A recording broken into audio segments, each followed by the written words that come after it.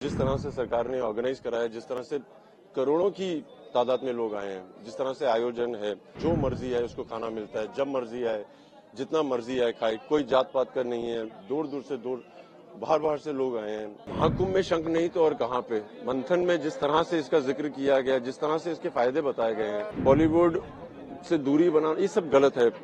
हम बहरूपिया हैं, हम एक्टिंग करते हैं, मगर हैं तो सनातनी और अमर हैं सब लोग। आज नहीं तो कल फिर वापस आएंगे। ये सब सनातनी तो है, जो शुरू नहीं हुआ अंत नहीं हुआ। मेरे माँ का सपना था कि कुंभ में स्नान किया जाए, और एक एक्टर होने की जिम्मेदारी भी होती है कि बहुत लोग होते हैं, उनको संभालना भी पड़ता है। सो जो सुना था कि बहुत भीड़ है, वो सब तो है, बट माँ को स्नान करने के बाद जो खुशी मिली है उसके अलावा कुछ नहीं है। और जिस तरह से सरकार ने ऑर्गेनाइज करा है, जिस तरह से करोड़ों की तादाद में लोग आए हैं, जिस तरह से आयोजन है, हर अखाड़े में, जैसे मैं यहाँ पे बात कर रहा था, जो मर्जी है उसको खाना मिलता है, जब मर्जी आए, जितना मर्जी आए खाए, कोई जात पात का नहीं है, दूर दूर से दूर बाहर बाहर से लोग आए हैं, हर देश से आए हैं। और जिस तरह से हम हिंदुस्तान को रिप्रेजेंट कर रहे हैं, मुझे लगता है कि इनके पास आके इनको सत्कार देना बहुत जरूरी था। कुंभ आने का क्या और कुंभ की तैयारियों को लेकर? नहीं, जैसे मैंने कहा कि कुंभ आना मेरी माँ के लिए बहुत जरूरी था। यहाँ पे शंखनाद करना बहुत जरूरी था, क्योंकि समुद्र मंथन में ये भी एक बहुत अहम चीज थी। यहाँ पे सब प्राणायाम की बात करते हैं, मैं गुरुजी से भी बात कर रहा था, प्राणायाम का जिक्र होता है। शंखनाद एक ऐसा चीज है कि आपको हर तरह का प्राणायाम करवाती है, आपकी सांसों को आपके संयम में लाती है। और आज की अधिकतर जो बीमारियां हैं, मुझे लगता है वो सांसों से रिलेटेड है।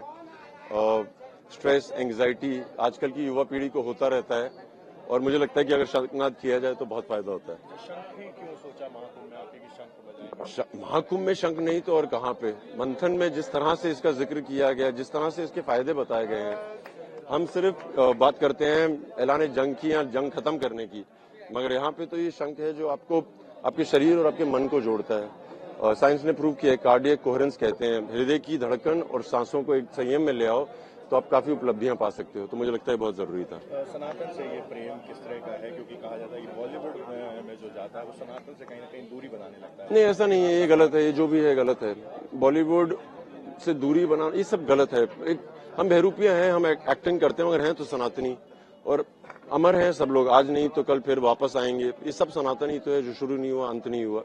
उससे जरूरी था कि ये जो है ना हमारे योद्धा, ये जितने भी अखाड़े हैं, ये जाने जाते हैं अपनी शारीरिक बल के लिए भी, मानसिक शक्ति के अलावा शारीरिक बल।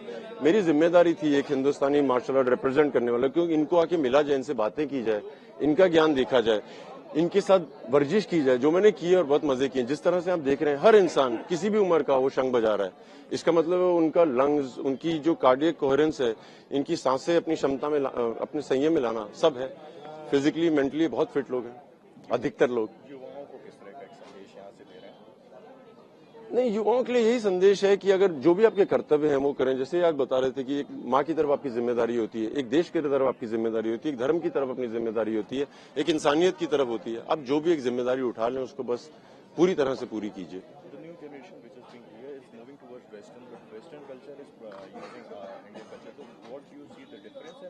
नहीं, योगा क्या है कि हिंदुस्तानी ही परंपरा का है। जब अंग्रेज आए थे 1800 मिड 1850s में, तो अंग्रेजों ने क्या किया कि हिंदुस्तानी आराम से बैठते थे, उनको लगा ये लेजी है, मूव योरसेल्फ, वो सब हुआ।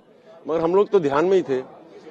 अब मेरे ख्याल से समय आ गया, जब विवेकानंद जी गए थे, उन्होंने योग को पूरी दुनिया तक पहुंचाया है। अब समय आ गया है कि हम अपने योग को वापस लेके आए।